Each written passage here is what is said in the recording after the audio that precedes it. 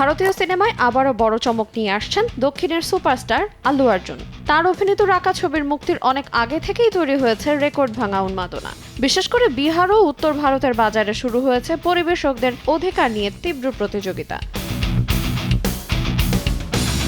অ্যাটলি পরিচালিত এই pan India ছবিটি এখন থেকে আলোচনার কেন্দ্রে।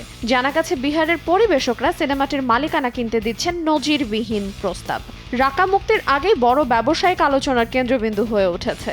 বিশেষ করে ভারতের উত্তরপ্রদেশ ও বিহার অঞ্চলে ছবিটির ডিস্ট্রিবিউশন রাইট নিয়ে শুরু হয়েছে তীব্র প্রতিযোগিতা। আল্লু অর্জুনের বিপরীতে এই ছবিতে রয়েছেন বলিউড তারকা দীপিকা পাড়ুকোন। তেলেগুতে নির্মিত হলেও ছবিটি মুক্তি পাবে হিন্দি, তামিল, কন্নড় ও মালায়ালাম ভাষায়।